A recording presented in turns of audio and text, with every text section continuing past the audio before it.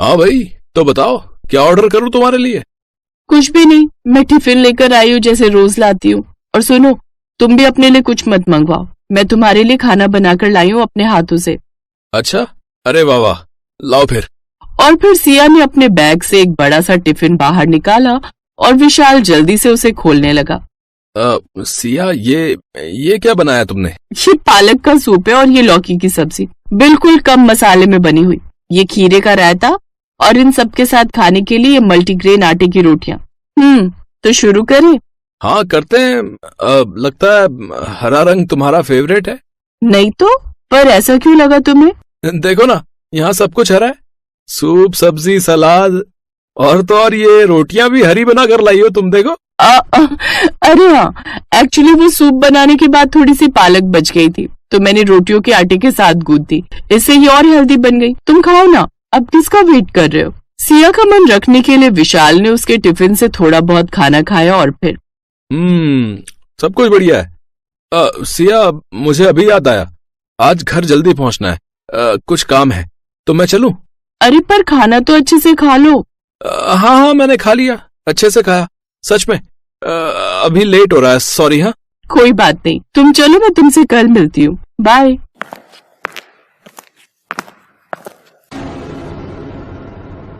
ओ भाई ओ, जल्दी से एक पेटीज और एक पेस्ट्री निकाल दे, और सुन, एक गर्मा गर्म चाय भी, मलाई मार के। ओ भाई ओ, फटेगा क्या है? अभी तो तू सिया के साथ उसका टिफिन खा रहा था और अब यहाँ आकर पेटीज और पेस्ट्री।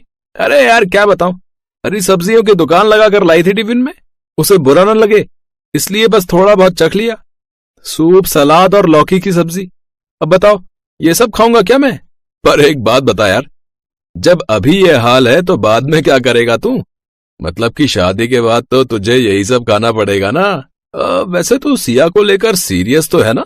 हाँ, एकदम यार, मैं प्यार करता हूँ उससे और शादी भी उसी से करूंगा। और जहां तक खाने की बात है तो मुझे अपनी मम्मी पर पूरा भरोसा है, वो उसे सब सिखा देंगी, एकदम बदल जाएगी वो। कॉलेज पूरा करते ही विशाल को एक अच्छी कंपनी में नौकरी मिल गई और फिर उसने अपने घर पर सिया के लिए बात की और फिर कुछ ही महीनों बाद विशाल और सिया की शादी हो गई। और इसी के साथ कहानी में असली मोड़ अब आने वाला था।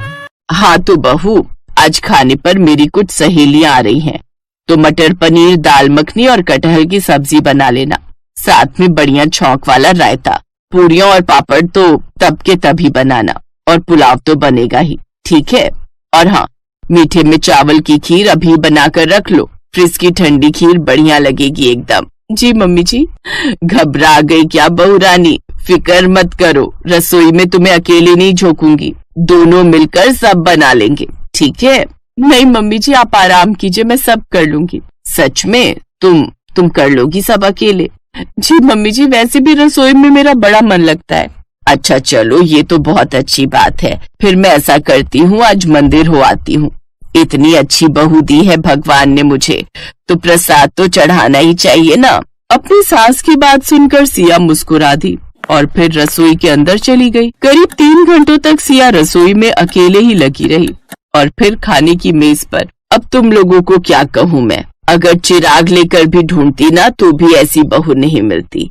आज का सारा खाना खुद अकेले बनाया है, मुझे तो साफ कह दिया कि मम्मी जी आप जाकर आराम करो।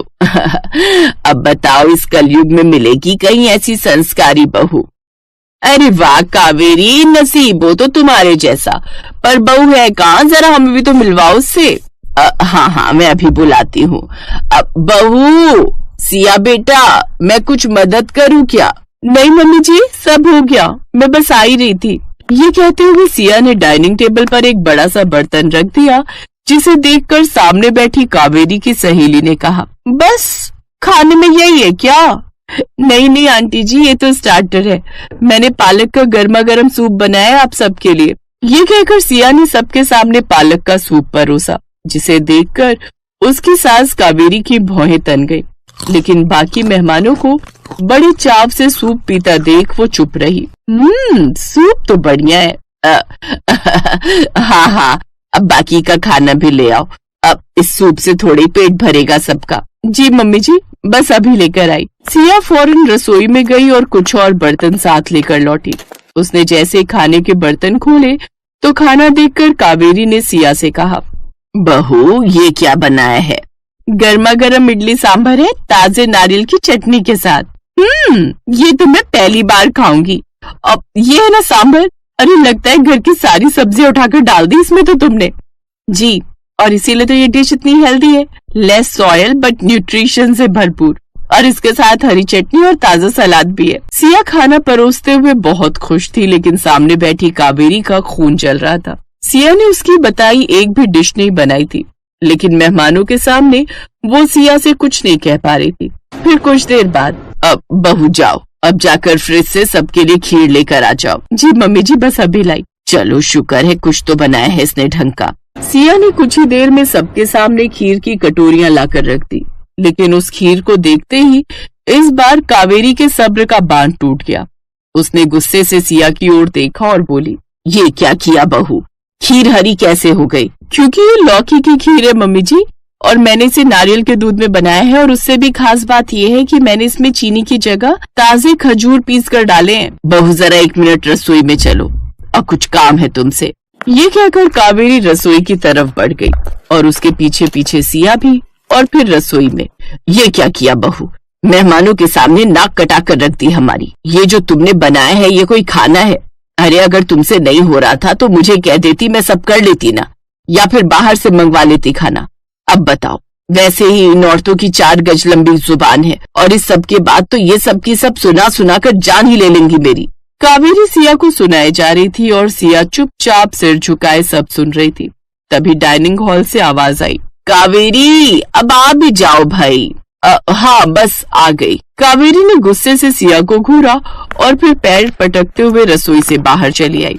अब आज के लिए सॉरी, वो क्या है ना, बहू को आइडिया नहीं है कुछ रसोई का, और मेहमानदारी का सुनकर शायद घबरा गई बेचारी। और लेकिन अगली बार क्या बोल रही हो कावेरी? अरे तुम्हारी बहू तो लाखों नहीं बल्कि करोड़ों में एक है। कसम से यहाँ आने से पहले मैं इतना घबरा रही थी कि आज फिर हैवी खाना हो जाएगा और मेरा शुगर लेवल फिर से बढ़ जाएगा, लेकिन सच में तुम्हारी बहू ने स्वाद और सेहत से भरा ऐसा खाना खिलाया कि मजा ही आ गया। बिल्कुल सही कहा। तुम सिया को कहना कि टाइम निकाल कर जरा मेरी बहू को भी कुछ सिखा दे। कावेरी, ओ कावेरी, कहाँ खो गई? अब क्या? हाँ, सच में तुम लोगों को आज का खाना इतना पसंद आया क्या? अरे पसंद नहीं, बहुत पसंद आया। सच कावेरी, भाग खुल गए तुम्हारी सिया जैसी गुणी बहू पाकर। चलो अब हम चलते हैं, बाय। अपनी सहेलियों की बातें सुनकर कावेरी हैरान रह गई। इसके बाद से रसोई की पूरी जिम्मेदारी कावेरी ने सिया को सौंप दी, और इस तरह सिया ने अपने पक्के इरादे से न सिर्फ अपने ससुराल वालों की सोच को बदला, बल्कि अपने ससुराल की तेल मसाले से भरी अनहेल्दी रसोई को हरी भरी सब्जियों वाली हेल्दी रसोई में बदल दिया। इस वीडियो को लाइक करें, हमारे चैनल को सब्सक्राइब करें, बेल आइकन जरूर प्रेस करें हमारी न्यू वीडियो सबसे पहले देखने के लिए।